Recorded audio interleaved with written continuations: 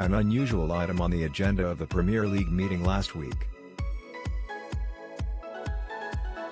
The producers of US smash hit comedy drama Ted Lasso have been in touch to see if they can use official footage for their next series. The show follows the trials and tribulations of Lasso, a quirky college American football coach who is hired to coach an English soccer team as part of an attempt by its owner to spite her ex-husband. The program recently picked up the Primetime Emmy Award for Outstanding Comedy Series. AJ raises eyebrows with relaxed ring walk. There was something a little unusual about Anthony Joshua on Saturday night. It was noted by many that on his way to the ring at Tottenham he stopped to bump fists with a number of spectators, and even changed direction to greet a couple in the stands, one of his former amateur coaches at Finchley, John Oliver, and his wife. Eddie Hearn was among those to raise an eyebrow.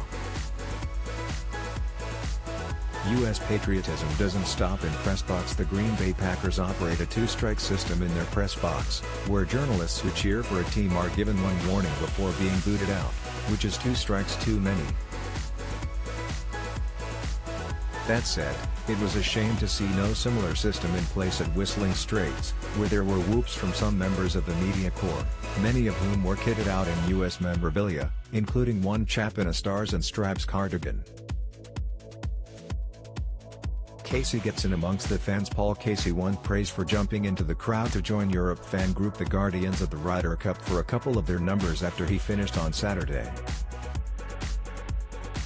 Some, however, have wondered what COVID testers may have thought of his jovial actions. F1 press pack drink bar dry. Journalists on F1's private, 4-hour BA charter to Sochi for the Russian Grand Prix managed to drink the bar dry a good 45 minutes before landing. Orient's clown suit is perfect fit at Oldham. Fans of Crisis Club Oldham Athletic are finding plenty of support from rivals.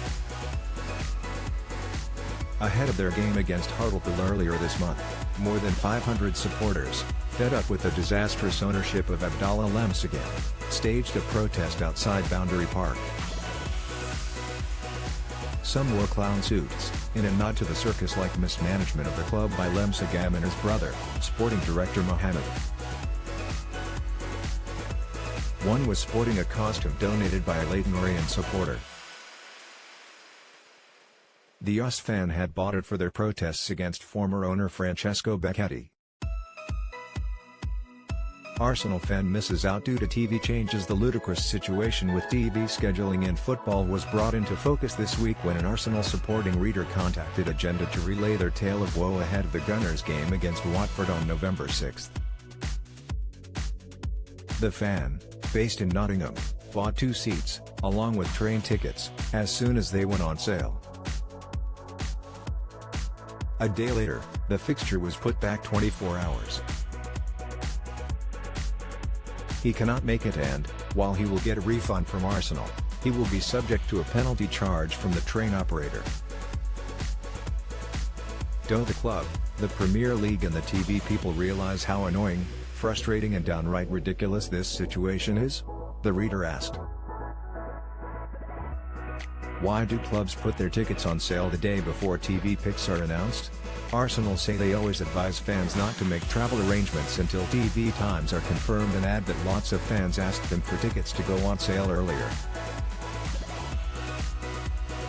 Drama on the Ryder Cup. Media bus shenanigans on the bus journeys from the course to the media hotel, conveniently located 60 miles away from Whistling Straits.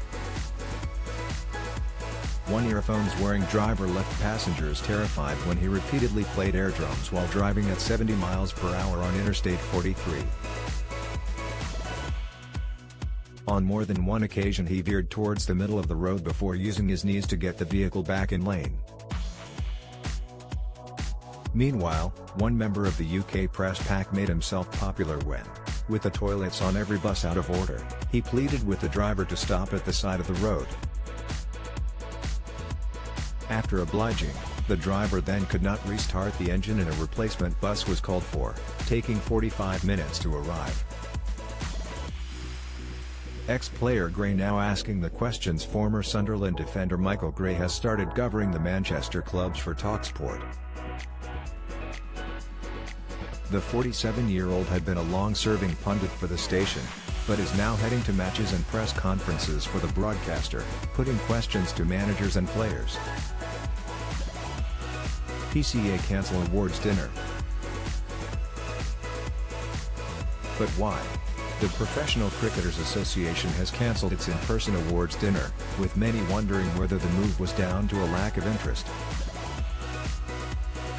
The PCA are adamant they made the decision last winter because of COVID uncertainty and the financial risk, with venues needing to be booked 12 months in advance and with hefty deposits required. Whistling Straits. Much changed in 23 years. Whistling Straits is known for its spectacular scenery, views of Lake Michigan and steep banks.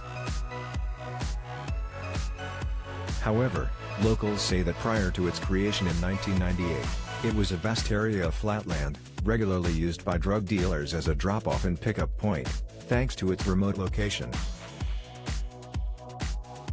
Confusion at the visitors to the BBC Sport website cricket section during the thrilling end to the county championship season last week may have wondered if they were in the right place. Top story was the England v New Zealand Women's One-Day International, followed by a story about the IPL, followed by a story about an Ashes row. Finally, in the fourth slot down the screen, came a link to follow the domestic drama.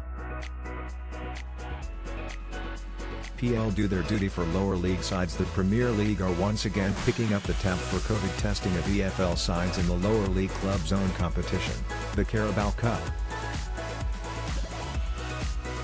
Genius on show at Red Bull. The Red Bull team got drenched on their way to the track on Saturday and were faced with a miserable day, with uniforms stuck to their skin.